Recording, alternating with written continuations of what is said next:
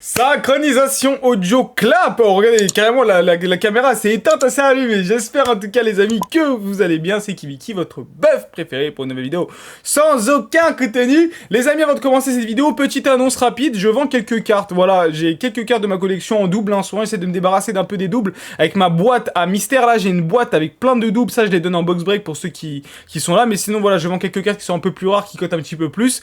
C'est sur mon channel Vente Kibiki sur mon Discord. Donc si vous êtes intéressé, vous regardez, s'il y a une carte qui vous plaît, vous me dites. J'essaie d'en mettre de plus en plus. Donc voilà, vous me dites. Et si vous êtes intéressé par quelque chose, c'est avec grand plaisir. Comme d'habitude, tous les prix sont négociables. Il n'y a aucun problème. Donc voilà, une petite discussion avec moi. Avec grand plaisir. Les amis, aujourd'hui, on va parler des erreurs, de nouvelles erreurs que font beaucoup de collectionneurs. Moi, le premier. Des erreurs qui sont, je pense, sous-estimées par la plupart. Et on va devoir en parler. Ces erreurs vous font perdre beaucoup d'argent dans votre collection Pokémon. Donc, on va en discuter. J'ai déjà fait une vidéo il y a 3-4 mois où je parlais des erreurs Pokémon. Le problème c'est que bon, ça a beaucoup changé, le marché en 3-4 mois il a vraiment énormément évolué, c'est plus du tout le même. Et les erreurs maintenant sont, on va dire, beaucoup plus punitives comparé à l'époque où je pense que je pouvais faire un peu plus d'erreurs quand même sur notre marché. Maintenant c'est un peu plus compliqué. Commençons avec, pour moi, l'erreur ultime, l'erreur que tout le monde fait en ce moment en France, mais on n'est pas encore assez puni pour cette erreur, parce qu'on n'a pas de reprint, mais un jour peut-être qu'on sera puni pour ça, c'est le FOMO. Qu'est-ce que c'est le FOMO? Alors oui, c'est un terme qui est souvent utilisé en crypto-monnaie ou même dans n'importe quelle analyse technique d'un marché financier. Le FOMO, c'est la Fear of Missing Out. En gros, la peur de louper le train, la peur de louper le coche, la peur de louper une opportunité. Et en fait, le FOMO, souvent, ça vous fait faire n'importe quoi. Je vous prends l'exemple, l'exemple le plus parlant, ça va être par exemple avec le Bitcoin. Quand le Bitcoin était à 60 000, environ 60 000, c'était son top. En gros, c'est là où c'était son ATH, son plus gros capital, sa plus grosse valeur, c'était à ce moment-là. Et en fait, certains étaient en mode, mais purée, j'ai pas acheté de Bitcoin, il faut absolument que j'achète du Bitcoin, il faut que j'achète tout de suite. Les mecs, ils rentrent dans le marché comme ça, et en fait, au final, ils ont acheté le top, et souvent, ils vendent en plus le bottom. Mais ça, ce sera encore un autre terme dont je vais vous parler dans cette vidéo. Donc, le FOMO existe vraiment sur Pokémon. On prend par exemple l'exemple de Reine de Glace, c'est l'exemple le plus marquant. Des mecs qui ont acheté des précommandes de Reine de Glace à 350 €, c'est un extrême FOMO. C'est des personnes qui se disaient, mais bordel, cette display, je suis sûr qu'elle va monter à 400-500 $, donc c'est pas grave si je l'achète à 350 € en précommande. Les mecs, ils sont en mode purée, il faut pas que je loupe le coche, il faut pas que je loupe cette carte, et au final, ils perdent de l'argent parce que la display n'est pas montée aussi haut. On peut prendre aussi l'exemple des cartes à l'unité. Je pense que le FOMO existe beaucoup plus sur les cartes à l'unité, surtout sur notre marché français, parce qu'aujourd'hui en fait en France les items on peut pas tous les avoir. Et en fait, il y en a beaucoup qui FOMO sur des cartes qui ont déjà fait des pumps de x10, x15. Donc, une carte qui a déjà fait x10, je vous prends la carte promo que j'avais déjà parlé de Pikachu, qui passe de 5 € à 50 €. Les gars, rentrer sur ça, c'est du FOMO. C'est pas une bonne idée du tout. Pour votre collection, ok, pourquoi, si ça vous fait plaisir et c'est un kiff, ok, pourquoi pas, mais ça reste du FOMO. C'est pas un très bon move, au contraire, c'est un mauvais move. Donc, il y a plein de petits trucs comme ça. Après, sur Pokémon, le FOMO, surtout sur le marché français, comme je dis, n'est pas super punitif, parce que bien souvent, vous avez juste à attendre, et au final, vous n'êtes pas puni, parce qu'on n'a pas de reprint. Du coup, bon, dans tous les cas, quand vous avez un item Pokémon aujourd'hui, vous avez juste à le faire dormir à la maison, et en ce moment, c'est toujours pas pris de correction. Après, bon, on prendra des corrections, bien sûr, on prendra des grosses claques, je l'espère sincèrement. Mais voilà, le FOMO les gars ça existe, faites attention et ne sautez pas sur toutes les occasions parce que vous voyez des items. Et aussi, n'ayez pas de frustration parce que vous n'arrivez pas à avoir certains items, c'est pas grave de skip certaines séries. Moi le premier, j'ai dû skip Reine de Glace, alors j'ai pu en ouvrir, j'ai eu la chance de l'ouvrir, mais j'ai skip Reine de Glace, j'ai pas de cartes Reine de Glace, en tout cas qui ne sont pas à la vente, toutes mes cartes Reine de Glace sont à la vente, tout simplement parce qu'au final je ne ferai pas le set, j'ai juste gardé le Braségali que j'aime beaucoup. Voilà. Ensuite, dépasser son allocution pour Pokémon. Ça, c'est un truc vraiment qui est ultra sous-estimé. Et vraiment, les gars, c'est un truc, arrêtez de sous-estimer ça. Il faut arrêter de dépasser votre allocution que vous avez définie pour Pokémon.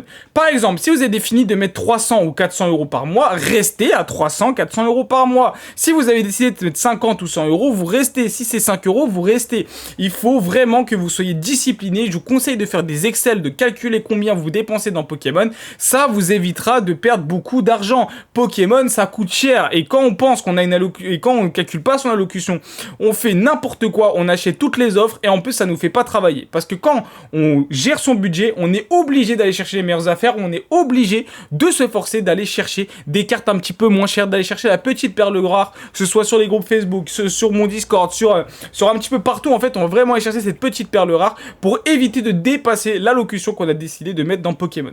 Pour ce qui est de l'investissement Pokémon, moi personnellement, je vous conseille de ne pas mettre que plus de 10% de votre budget d'investissement. Donc, je sais très bien qu'il y a des personnes qui me regardent qui investissent, que ce soit dans les crypto-monnaies, dans la bourse, dans plein d'autres business, peut-être même vous avez un appartement, je ne sais pas, mettez seulement au maximum que 10% de Pokémon. Pokémon reste un hobby, Pokémon reste un truc ultra fun, où oui, on peut faire de l'argent, mais n'oubliez pas que ça reste un truc fun.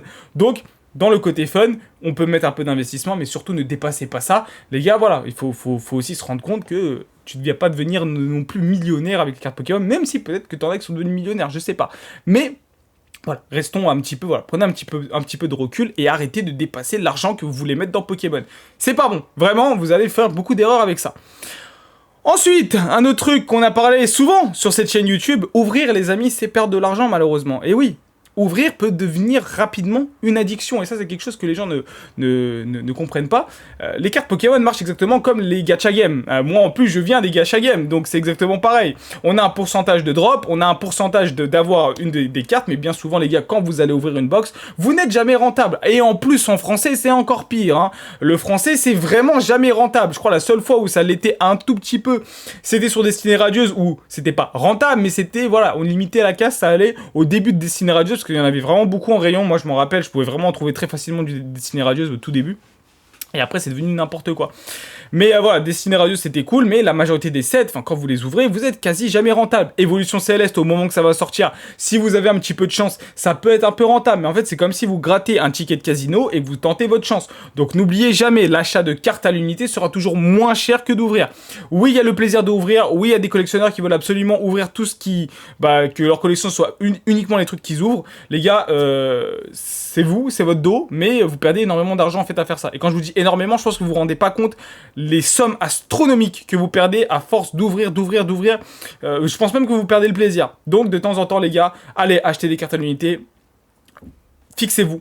Voilà, j'ouvre peut-être que 2 displays sur cette série. 2 displays, c'est énorme, les gars. Hein, ça représente un coût quand même. Donc, vous ouvrez par exemple que 2 displays et puis le reste, vous achetez tout à l'unité. Je peux vous assurer que ça va être vraiment bien parce que vous avez déjà tenté votre chance et derrière, vous n'avez pas perdu d'argent.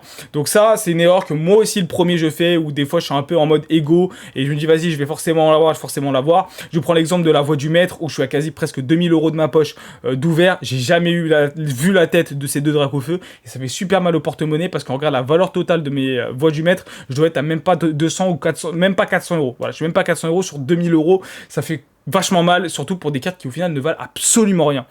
Et en parlant de ça, la valeur sur le marché ne veut pas dire la valeur dans votre compte bancaire. Il y en a beaucoup qui m'envoient des messages Kibiki, j'ai 20 000, 30 000, 40 000, 50 000 € de cartes chez moi, et ils pensent que c'est Pablo Escobar. Les amis, c'est très très bien pour vous. Sincèrement, je suis très content pour vous que vous ayez des grosses collections et que ça marche pour vous. Voilà. Moi, je vous souhaite que vous soyez tous riches, les gars. Vraiment, je vous le souhaite, sincèrement.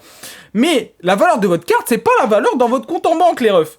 Il faut les vendre, les cartes. Et c'est ça la différence entre les investissements, par exemple, que vous pouvez faire en bourse ou dans d'autres trucs où il y a de la liquidité. C'est très facile souvent de vendre. Vous pouvez vendre quasi instantanément vos biens. Alors que sur Pokémon, vendre instantanément, c'est quasi impossible. Je veux dire, dès qu'on dépasse un certain coût, et surtout quand c'est des cartes qui sont pas gradées, vous allez le voir, vendez des cartes non gradées à plus de 100 €, c'est compliqué de les faire partir. Ça part pas directement. Alors peut-être que ça part en fonction de la carte, et si vous êtes, si vous êtes moins cher que le marché, oui, ça partira rapidement. Mais c'est compliqué si vous n'avez pas une renommée. Surtout pour des items qui commencent à dépasser les 1000 €. Juste dépasser les 1000 €, c'est compliqué de vendre si vous n'avez pas un petit nom dans la communauté. Donc c'est vachement compliqué. Je vous prends par exemple, moi je sais que les cartes que j'ai mis en vente, si elles étaient gradées, elles seraient parties beaucoup plus rapidement que maintenant. Là j'ai un peu plus de mal à les vendre, parce que c'est des cartes qui coûtent quand même assez cher en non gradé. Mais j'ai la chance d'avoir une communauté, d'avoir des gens qui me suivent, donc j'ai plus de facilité, moi, à pouvoir vendre des items qu'un particulier qui, forcément, a moins de visibilité. Et ça, les gars, ne l'oubliez pas, votre collection, la valeur de votre collection, c'est pas la valeur qu'il va y avoir directement versée sur votre compte en banque. Il va falloir vendre tout ça. Et parfois, vous êtes obligé carrément de brader vos prix. Parfois, vous êtes obligé de faire des lots. Et votre collection va perdre... franchement très fortement de sa valeur. On peut prendre l'exemple de David Lafarge, malheureusement, qui a dû vendre à une époque de sa vie sa collection. Au moment où il l'a vendu, je pense qu'il a vraiment pas vendu à la véritable valeur, et même s'il est extrêmement connu. Il n'a pas pu vendre à la véritable valeur parce que tu es obligé de vendre en lot, tu es obligé de baisser tes prix, etc. Donc, encore une fois, la collection, c'est pas les prix sur eBay, c'est pas parce qu'il y a une carte à l'unité qui s'est vendue à 250 que toi, tu arriveras à la vendre à 250 euros. Ça, c'est quelque chose qu'il faut vraiment se mettre dans le crâne parce que ça prend du temps, les gars, de vendre du Pokémon. C'est pas non plus instantané. Et c'est pour ça aussi que dans les autres trucs, notamment sur l'allocution, je vous conseille de jamais dépasser votre budget. Il faut pas que Pokémon devienne une frustration pour vous, mais au contraire, un véritable plaisir. Et si vous pouvez faire de l'argent avec ça, bah pourquoi pas, ça va vous faire encore... Vous allez être encore mieux. Vous allez vraiment être encore mieux. Voilà les amis, un petit peu les erreurs que j'avais envie de parler. Je me suis pas arrêté, hein. J'ai enchaîné de parler là, ça me tenait à cœur cette vidéo, j'ai l'impression. J'avais vraiment envie de vous parler un petit peu de tout ça, c'était un peu mon analyse sur tout ça. Bah, comme d'habitude, il y en a qui vont pas être d'accord avec moi. Aussi les gars, évitez d'acheter le top et vendre le bottom, ça c'était un truc que je voulais vous dire, c'est aussi un terme un peu utilisé dans les analyses techniques et dans la crypto-monnaie. En gros, vendre le top, je veux dire, c'est le meilleur truc, donc on vend au moment où on pense que la carte est au maximum de son prix et on achète au bottom, c'est-à-dire au moment où la carte est au plus bas possible. C'est très compliqué de gérer surtout le top sur Pokémon, parce que sur Pokémon, on sait jamais où une carte va s'arrêter, on sait jamais combien elle va prendre en valeur sur les 10-15 prochaines années, mais n'oubliez pas que quand on va redescendre en période un peu plus stable de Pokémon, certaines cartes ne vont pas bouger en prix pendant plusieurs années, et c'est normal. Là, on est sur un marché un peu, voilà, c'est un peu débile, tout se passe un peu très crescendo, mais voilà, on le voit déjà aux États-Unis, aux US, où ça s'est vraiment calmé. On voit que les prix ont commencé à prendre vraiment, voilà, on a un truc beaucoup plus logique aux US, où le vintage commence à bien remonter. On a l'ancien qui prend des grosses corrections avec des moins 50, moins 60, des scalpers qui en peuvent plus parce que Battle Styles, tous ces trucs-là qu'ils ont achetés à des sommes de fous, ils arrivent plus du tout à les vendre, donc ils sont aussi obligé de brider et on retrouve maintenant des booster box à 80 $, et comme je dis, c'est gratuit pour du Battle Styles. Reine de glace aussi qui baisse. Plein de choses qui sont vraiment cool en dehors de la France pour Pokémon, malheureusement, mais bon, ça je le répète à toutes les vidéos et on voit que j'ai une frustration avec ça. Mais voilà les gars, faites attention à vous, protégez aussi votre collection, assurez votre collection si elle est chère. Ça, c'est un conseil universel que tout le monde va vous dire, mais sincèrement, quand vous dépassez certaines sommes ou certains items et que vous avez peur pour chez vous, ou même l'humidité, les trucs comme ça, commencez à stocker. Après, voilà, si comme moi, vous avez que des petits items comme ça, là, moi ici, là, c'est que des petits items, par exemple, des ETB, des petits displays et tout, bon, ça va. Après, si votre display commence à prendre vraiment énormément de valeur, n'hésitez pas à la mettre dans un coffre à la banque. Ce sera un très bon investissement sur le long terme. Vous allez être vraiment content de voir que votre display n'a rien du tout et vous serez très content, si un jour vous êtes en galère, de pouvoir peut-être vous acheter un truc grâce à ça.